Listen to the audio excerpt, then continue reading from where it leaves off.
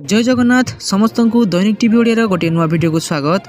तो देश विदेश आरंभ करी किछि गुरुत्वपूर्ण खबर विषय रे चलंतु नजर पकाई नबा। तेणु आम वीडियो को शेष पर्यंत देखुथांतु। आम वीडियो भल लागिले आम वीडियो गोटे लाइक करी चैनल को सब्सक्राइब कर देबे एवं शेष रे आपण माने कमेंट माध्यम रे जणाइबा को भूलिबेनी आपण माने केउ जिल्ला रु आम वीडियो को देखुछंती। चलंतु नजर पकाई नबा संपूर्ण खबर उपरे। राज्य में वर्षा को नहीं बड़ खबर। जुलाई 2 तारिख बेलू राज्य में लघुचाप सृष्टि हो पारे। आईएमडी आकलन अनुसार 1 तारिख जाए केन्द्रीय और पूर्व भारतर विभिन्न स्थान में स्वल्परू मध्यम धरण वर्षा हो पारे। विक्षिप्त स्थान में भारी वर्षा हो किंतु 2 ରୁ 8 तारिख भितर स्वाभाविक वर्षा हो। 30 तारिख बेलू उत्तर पश्चिम बंगोपसागर एक घूर्णिबलय सृष्टि हो पारे। एने घनीभूत हो लघुचाप परिणत हो पारे। 2 ରୁ 8 तारिख भितर स्वाभाविक ठारू अधिक वर्षार संभावना रही। पाणीपाग विभाग विस्तारित आकलन में पूर्वानुमान करिछि। चलो देखिए परवर्ती अपडेट कौन रही। सेपटे स्कूल पाठ्यपुस्तक को नहीं बड़ खबर। स्कूल बही त्रुटि प्रसंग में तदंत उन्नयन कमिशनर अध्यक्षतार गठित होता कमिटी मुख्यमंत्री मोहन चरण माझी को रिपोर्ट प्रदान करिछि। कमिटीर सुपारिश अनुसार मुख्यमंत्री कार्यानुष्ठान ग्रहण करिसेंति। शिक्षक शिक्षा निर्देशालय टीचर्स ट्रेनिंग एंड SCERT तत्कालीन निर्देशक मनोज पाढ़ी सहित 3 जन सहकारी निर्देशक प्रलिप्ता मिश्र, दिलीप कुमार साहू एवं भारती टुडू को निलंबित कर सहित 6 जन सहकारी निर्देशकों उपर श्रृंखलागत कार्यानुष्ठान ग्रहण कर एमएनएलए बंदिता पट्टनायक, मानस रंजन राउत, मनोरंजन महापात्र, डॉक्टर प्रशांत कुमार साहू, मानस कुमार नायक और डॉक्टर सुदर्शन संतरा। पिला शिक्षा त्रुटि सुधारिया कमिटी 14टी सुपारिश कार्यकारी एगुड़िक SCERT पक्षर मास्टर त्रुटि रेजिस्टर प्रस्तुत कर सब पिला संशोधित तथ्य प्रदान कर SCERT रे क्वालिटी एश्योरेंस सेल रखा सहित भविष्य में कौन पाठ्यपुस्तक भाषा चित्र तथा तथ्य एवं छपा होगापी आवश्यक अनुमोदन बिना प्रिंटिंग प्रेस को जीव नहीं एवं समस्त त्रुटि बही प्रत्याहार ने निर्देश देइछंती मुख्यमंत्री। छात्र छात्री को बंटाई समस्त पाठ्यपुस्तक को फेराई नेबे सरकार। नुआ बही आसिले पिला प्रदान कर मुख्यमंत्री घोषणा कर। चलो देखिए परवर्ती अपडेट कौन रही। सेपटे स्नान पूर्णिमा को नहीं बड़ खबर। देवस्नान पूर्णिमा जारी है ट्राफिक मार्गदर्शिका। श्रीमंदिर में महाप्रभु को देवस्नान पूर्णिमा देखा चारिड़ू लक्ष लक्ष भक्त जून 29 तारिख में पुरी को आसुवा बेले पुरी पुलिस सुगम जानवाहन चलाचल और जनसाधारण को सुरक्षा एक व्यापक ट्राफिक परामर्श जारी करिसेंति। यह परामर्श में विभिन्न रूट को पुरी को आसुवा 4 चकिया 2 चकिया और 3 चकिया जान निर्दिष्ट ट्राफिक और पार्किंग व्यवस्था विषय में विशुद्धि भाव में वर्णना कर विभिन्न दिगरू आसुवा जानवाहन गुड़ी को निर्दिष्ट मार्ग अनुसरण करने को निर्देश दि जाए। भुवनेश्वर पटु आसुवा हालुका मोटरजान LMVS मालती पाटपुर हरेकृष्णपुर छकरू श्रीक्षेत्र आड़ को नूतन Jagannath Ballabh parking complex JBPC एवं पुराना JBPC रे पार्किंग करने डाइवर्ट कर जाए। एगुड़िक पूर्ण होगापर LMVS गुड़िक जेल रोड रे पार्किंग करने हरेकृष्णपुर छक दे 18 नला को पठाଯିବ। सेपरि आहरी अनेक रूट को बदला जाइए। चलो देखिए परवर्ती अपडेट कौन रही। सेपटे राशन कार्ड रे मिलिबो प्रति मेम्बर को 7 केजी शस्य। देशर सबुठारु गरीब परिवार गुड़िक मिलुवा राशन व्यवस्था केंद्र सरकार एक परिवर्तन करने जाउछंती।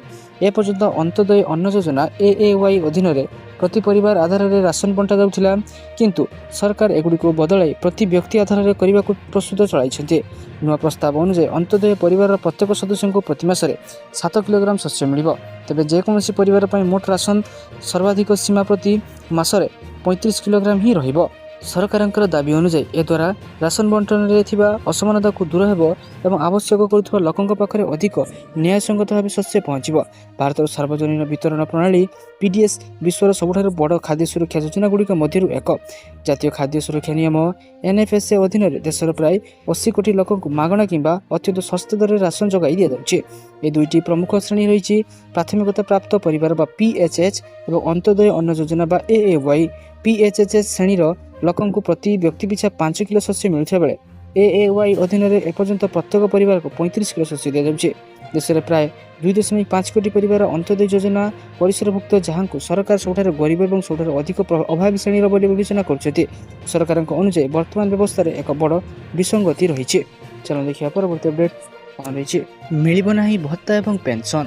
जून मासर भत्ता जमा खाता सह आधार लिंक नथिले मिलिबनी बोली विभागीय अधिकारी कहथुवारु ए दिव्यांगक निद हजि जाइछे। आधार लिंकेज होई नथिबारु चलित मासर सुंदरगढ़ जिल्लार प्राय 15,913 जन हिताधिकारी खाता जमा खाता को डीबीटी बंद होबार आशंका रही। फल हिताधिकारी माने 2 मास बकेया भत्ता पाइथिले आधार लिंकेज पुणी बाद पढ़ा जाइथिबारु मानसिक चिंता मध्य କାଳିକିପାତ କରୁଥିବା ଅଭିଯୋଗ ହେଉଛି। 9 ଜିଲ୍ଲାରେ 14,575 ଜଣ MBPY ହିତାଧିକାରୀ ରହିଛନ୍ତି। ଏହି ହିତାଧିକାରୀମାନେ ପ୍ରତିମାସ ନଗଦ ଆକାରରେ ଭତ୍ତା ପାଇ ଆସୁଛନ୍ତି। ସେହିପରି NSPରେ 87,752 ଜଣ ହିତାଧିକାରୀ ରହିଛନ୍ତି। ଏମାନଙ୍କୁ DBT ମାଧ୍ୟମରେ ଭତ୍ତା ପ୍ରଦାନ କରାଯାଉଛି। ଏମାନଙ୍କ ଭତ୍ତା ଟଙ୍କା ଉଠାଣରେ ଘୋର ଅସନ୍ତୋଷ ହେଉଛି। ପ୍ରାୟ ସମସ୍ତ ପଞ୍ଚାୟତରେ ବିଭିନ୍ନ ବ୍ୟାଙ୍କର ଗ୍ରାହକ ସେବା କେନ୍ଦ୍ର, ଜନସେବା କେନ୍ଦ୍ର ଆଦି ରହିଛି। ତେବେ ଏହି କେନ୍ଦ୍ରଗୁଡ଼ିକ ନିୟମିତ ଖୋଲା ନଥିବା ବେଳେ ଟଙ୍କା ଉଠାଣରେ କମିଶନ ନିଆଯାଉଛି। ଏହା ଗରିବ ହିତାଧିକାରୀଙ୍କୁ ବେଶ୍ ବାଧୁଛି। ଏବେ ପୁଣି ଆଧାର ଲିଙ୍କେଜ ବାଧ୍ୟତାମୂଳକ କରାଯିବା ତାଙ୍କ ଚିନ୍ତା ବଢ଼ାଇ ଦେଇଛି। କେତେଜଣ ହିତାଧିକାରୀ ଆଧାର ଲିଙ୍କ ପାଇଁ କେନ୍ଦ୍ରକୁ ଯାଇଥିଲେ ମଧ୍ୟ କେତେବେଳେ ଲିଙ୍କ ଫେଲ୍ ତ ଆଉ କେତେବେଳେ ନେଟୱାର୍କ ସମସ୍ୟା ଯୋଗୁଁ କାମ ହୋଇପାରୁନାହିଁ। ଫଳରେ ହିତାଧିକାରୀମାନେ ବାରମ୍ବାର ଯିବା ଆସିବାରେ ହଇରାଣ ମଧ୍ୟ ହେଉଛନ୍ତି। ଏନେଇ ଜିଲ୍ଲା ସାମାଜିକ ସୁରକ୍ଷା ଅଧିକାରୀ ମିତାଲି ରଣା କହିଛନ୍ତି, ଆଧାର ଲିଙ୍କେଜ ନଥିବା ହିତାଧିକାରୀଙ୍କ EKYC ଏବଂ NPCI କରିବା ବାଧ୍ୟତାମୂଳକ କରାଯାଇଛି। ଚାଲନ୍ତୁ ଦେଖିବା ପରବର୍ତ୍ତୀ ଅପଡେଟ୍ କ'ଣ ରହିଛି। ରେଳବାଇରେ ଚାକିରି ପାଇଁ ଆସିଲା ବଡ଼ ସୁଯୋଗ। ଯଦି ଆପଣ ରେଳବାଇରେ ଚାକିରି କରିବାର ସ୍ୱପ୍ନ ଦେଖୁଛନ୍ତି ତେବେ ସୁବର୍ଣ୍ଣ ସୁଯୋଗ ଆସିଯାଇଛି। ରେଳବାଇ ନିଯୁକ୍ତି ବୋର୍ଡ 119ଟି ସେକ୍ସନ କଣ୍ଟ୍ରୋଲର ପଦବୀ ପୂରଣ ପାଇଁ ଏକ ବିଜ୍ଞପ୍ତି ଜାରି କରିଛି। ରେଳବାଇ କାର୍ଯ୍ୟ ମାଧ୍ୟମରେ ସେକ୍ସନ କଣ୍ଟ୍ରୋଲର ଭୂମିକାକୁ ଏକ ଗୁରୁତ୍ୱପୂର୍ଣ୍ଣ ଦାୟିତ୍ୱପୂର୍ଣ୍ଣ ପଦବୀ ଭାବରେ ବିବେଚନା କରାଯାଏ। ରେଳବାଇ ନିଯୁକ୍ତି ବୋର୍ଡ ଦ୍ୱାରା ଜାରି କରାଯାଇଥିବା ବିଜ୍ଞପ୍ତି ଅନୁଯାୟୀ ପ୍ରାର୍ଥୀମାନେ 2026 ଜୁଲାଇ 15 ଠାରୁ ଏହି ପଦବୀ ପାଇଁ ଆବେଦନ କରିପାରିବେ। ରେଳବାଇ ନିଯୁକ୍ତି ବୋର୍ଡ 119ଟି ସେକ୍ସନ କଣ୍ଟ୍ରୋଲର ପଦବୀ ପାଇଁ ନିଯୁକ୍ତି ଘୋଷଣା କରିଛି। ଏହି ଅଭିଯାନ ଅଧୀନରେ ପ୍ରାର୍ଥୀମାନେ ବିଭିନ୍ନ ରେଳବାଇ ଜୋନ୍ରେ କାମ କରିବାର ସୁଯୋଗ ପାଇପାରିବେ। ଆବେଦନ କରିବାକୁ ପ୍ରାର୍ଥୀମାନେ ପ୍ରଥମେ ଏହାର ସରକାରୀ RRB ୱେବସାଇଟ୍ରେ ନିଯୁକ୍ତି ବିଭାଗକୁ ଯାଇ ସେକ୍ସନ କଣ୍ଟ୍ରୋଲର ନିଯୁକ୍ତି 2026 ଲିଙ୍କ ଉପରେ କ୍ଲିକ୍ କରିବାକୁ ପଡ଼ିବ। ନୂଆ ପ୍ରାର୍ଥୀମାନଙ୍କୁ ସେମାନେ ପ୍ରଥମେ ପଞ୍ଜୀକରଣ କରିବେ, ତାପରେ ଲଗ୍ଇନ୍ କରି ଆବେଦନ ଫର୍ମ ପୂରଣ କରିବେ। ଆବଶ୍ୟକ ଡକ୍ୟୁମେଣ୍ଟ ଅପଲୋଡ଼ କରି ସମସ୍ତ ବିବରଣୀ ପରଖିବା ପରେ ଫର୍ମ ଦାଖଲ କରିବାକୁ ପଡ଼ିବ। ଚାଲନ୍ତୁ ଦେଖିବା ପରବର୍ତ୍ତୀ ଅପଡେଟ୍ କ'ଣ ରହିଛି। ସେପଟେ ରଥଯାତ୍ରାକୁ ନେଇ ଆସିଲା ବଡ଼ ଖବର। ସାବର ଶ୍ରୀକ୍ଷେତ୍ରରେ ପବିତ୍ର ରଥଯାତ୍ରା ସୁପରିଚାଳନା ଏବଂ ସୁରୁଖୁରୁରେ ଆୟୋଜନ ନେଇ ପ୍ରସ୍ତୁତି ବୈଠକ ଅନୁଷ୍ଠିତ ହୋଇଯାଇଛି। ସ୍ଥାନୀୟ ସଦ୍ଭାବନା ବାସଗୃହରେ ଜିଲ୍ଲାପାଳ ମନୋଜ ସତ୍ୟବାନ ମହାଜନଙ୍କ ଅଧ୍ୟକ୍ଷତାରେ ଆୟୋଜିତ ବୈଠକରେ ଜୟପୁର ବିଧାୟକ ତାରପ୍ରସାଦ ବାହିନୀପତି, SP ରୋହିତ ବର୍ମା, ଅତିରିକ୍ତ ଜିଲ୍ଲାପାଳ ନରେଶ ଚନ୍ଦ୍ର ଶବର ଏବଂ ଅନ୍ୟାନ୍ୟ ସବୁ ସେବାୟତ ଏବଂ ଅଧିକାରୀମାନେ ଉପସ୍ଥିତ ରହି ଦେବସ୍ନାନ ପୂର୍ଣ୍ଣିମାଠାରୁ ରଥଯାତ୍ରା ଏବଂ ବାହୁଡ଼ା ଯାଏଁ ହେବାକୁ ଥିବା ବିଭିନ୍ନ ବ୍ୟବସ୍ଥା, ଭକ୍ତଙ୍କ ସୁବିଧା, ସୁରକ୍ଷା ପରିମଳ ବ୍ୟବସ୍ଥା, ପାନୀୟ ଜଳ ଯୋଗାଣ, ସ୍ୱାସ୍ଥ୍ୟ ସେବା, ଆଲୋକୀକରଣ, ଟ୍ରାଫିକ୍ ନିୟନ୍ତ୍ରଣ ଏବଂ ଶୃଙ୍ଖଳା ଶିକ୍ଷା, ଶୃଙ୍ଖଳା ରକ୍ଷା ସମ୍ପର୍କରେ ବିଶୁଦ୍ଧି ଆଲୋଚନା କରାଯାଇଥିଲା। ଚଳିତ ବର୍ଷ ସୁଭଦ୍ରାଙ୍କ ପହଣ୍ଡି ସହ ସୁଭଦ୍ରାଙ୍କ ଡାହୁକ କାର୍ଯ୍ୟକୁ ମହିଳାଙ୍କ ବଦଳରେ ସେବାୟତ ଏବଂ ମନ୍ଦିର ପରିଚାଳନା କମିଟି ସଦସ୍ୟଙ୍କ ଦ୍ୱାରା ସମ୍ପାଦନ କରାଯିବ। ସେପରି 3 ରଥ ଉପରେ ଭକ୍ତଙ୍କ ଯିବା ଏବଂ ଗହଳି କରିବା ଉପରେ ପ୍ରଶାସନ ପକ୍ଷରୁ କଡ଼ା କାର୍ଯ୍ୟାନୁଷ୍ଠାନ କରାଯାଇ ପ୍ରତି ରଥରେ ଅତି ବେଶୀରେ ସେବାୟତଙ୍କ ସହ 7 ଜଣ ବ୍ୟକ୍ତି ସୀମିତ ରଖିବାକୁ ବୈଠକରେ ନିଷ୍ପତ୍ତି ହୋଇଛି। ଚାଲନ୍ତୁ ଦେଖିବା ପରବର୍ତ୍ତୀ ଅପଡେଟ୍ କ'ଣ ରହିଛି। 29ରୁ ଶିମିଳିପାଳ ବନ୍ଦ। ମୟୂରଭଞ୍ଜ ଜିଲ୍ଲା ଶିମିଳିପାଳ ଜାତୀୟ ଉଦ୍ୟାନ ପର୍ଯ୍ୟଟକ ଏବଂ ଭ୍ରମଣକାରୀମାନଙ୍କ ନିମନ୍ତେ 29 ଜୁନରୁ ବନ୍ଦ ରହିବ। ଏନେଇ ଶିମିଳିପାଳ ବ୍ୟାଘ୍ର ସଂରକ୍ଷଣ ପ୍ରକଳ୍ପର ନିର୍ଦ୍ଦେଶକ ତଥା ଆଞ୍ଚଳିକ ବନ୍ୟପ୍ରାଣୀ ସଂରକ୍ଷକ ଡକ୍ଟର ପ୍ରକାଶ ଚାନ୍ଦ ଗଗନେନି ବିଭାଗୀୟ ବିଜ୍ଞପ୍ତି ଜାରି କରିଛନ୍ତି। ପୁନଃ ଖୋଲା ପୂର୍ବରୁ ଖବରକାଗଜ ମାଧ୍ୟମରେ ପ୍ରକାଶ ପାଇବ। ତେବେ ତାଳବନ୍ଧ ଏବଂ ଜାମୁଆଣୀ ଇକୋ ଟୁରିଜିମ୍ କମ୍ପ୍ଲେକ୍ସ ଭ୍ରମଣକାରୀମାନଙ୍କ ପାଇଁ ଖୋଲା ରହିବ ବୋଲି ବିଜ୍ଞପ୍ତିରେ ପ୍ରକାଶ ପାଇଛି। ଏସିଆ ମହାଦେଶର ଦ୍ୱିତୀୟ ବୃହତ୍ତମ ଜୈବମଣ୍ଡଳ ଏବଂ କଳାବାଘକୁ ନେଇ ଶିମିଳିପାଳକୁ ପର୍ଯ୍ୟଟକଙ୍କ ସହ ଛୁଟିଥାଏ। ପ୍ରତିବର୍ଷ ବର୍ଷା ଋତୁ ଆଗମନ ପୂର୍ବରୁ ପର୍ଯ୍ୟଟକମାନଙ୍କୁ ଅଭୟାରଣ୍ୟ ମଧ୍ୟକୁ ପ୍ରବେଶ ବନ୍ଦ କରାଯାଇଥାଏ। ଚାଲନ୍ତୁ ଦେଖିବା ପରବର୍ତ୍ତୀ ଅପଡେଟ୍ କ'ଣ ରହିଛି। ଜୁନ୍ 28 କିମ୍ବା 29 ତାରିଖରେ ହୋଇପାରେ କେନ୍ଦ୍ର ମନ୍ତ୍ରିମଣ୍ଡଳରେ ପରିବର୍ତ୍ତନ। ଜୁନ୍ 28 କିମ୍ବା 29 ତାରିଖରେ ମନ୍ତ୍ରିମଣ୍ଡଳ ପରିବର୍ତ୍ତନ ହେବାର ସମ୍ଭାବନା ରହିଛି। ଏନେଇ ଜୋରଦାର ଚର୍ଚ୍ଚା ଚାଲିଛି। 23 ଜୁନ୍ରେ ରାଷ୍ଟ୍ରପତିଙ୍କୁ ଭେଟିଥିଲେ ପ୍ରଧାନମନ୍ତ୍ରୀ। ଏହା ସହ କେନ୍ଦ୍ରମନ୍ତ୍ରୀଙ୍କ ମଧ୍ୟ ରାଷ୍ଟ୍ରପତିଙ୍କୁ ଭେଟିଥିଲେ। ପରିବର୍ତ୍ତନ ହେଲେ ଅନେକ ନୂଆ ନେତାଙ୍କୁ ସୁଯୋଗ ମିଳିପାରେ। ଏହା ସହ କିଛି ମନ୍ତ୍ରୀଙ୍କ ବିଭାଗରେ ପରିବର୍ତ୍ତନ ମଧ୍ୟ ହୋଇପାରେ। ମନ୍ତ୍ରୀଙ୍କ କାର୍ଯ୍ୟ ଦକ୍ଷତା ଏବଂ ଆଗାମୀ ବର୍ଷ ବିଭିନ୍ନ ରାଜ୍ୟରେ ହେବାକୁ ଥିବା ବିଧାନସଭା ନିର୍ବାଚନକୁ ଦୃଷ୍ଟିରେ ରଖି ଅଦଳବଦଳ ହୋଇପାରେ। କିଛି ମନ୍ତ୍ରୀଙ୍କୁ ସାଂଗଠନିକ ଦାୟିତ୍ୱ ମିଳିପାରେ। ଏନେଇ ଅନେକ ନୂଆ ଚେହେରାକୁ ସୁଯୋଗ ମିଳିପାରେ।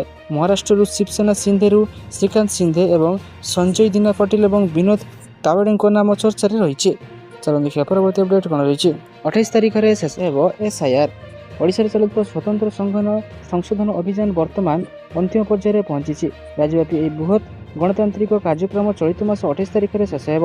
ଏଥିପାଇଁ ପୁରୀ ନିର୍ବାଚନ ବିଭାଗ ପକ୍ଷରୁ ଶେଷ ପର୍ଯ୍ୟାୟରେ କାର୍ଯ୍ୟକୁ ଅଧିକ ତ୍ୱରାନ୍ୱିତ କରାଯାଇଛି। ଏ ସମ୍ପର୍କରେ ଅପରାହ୍ନରେ ସର୍କିଟ ହାଉସ୍ଠାରେ ସମସ୍ତ ରାଜନୈତିକ ଦଳ ପ୍ରତିନିଧିମାନଙ୍କ ସହ ଏକ ବୈଠକ ଅନୁଷ୍ଠିତ ହୋଇଥିଲା।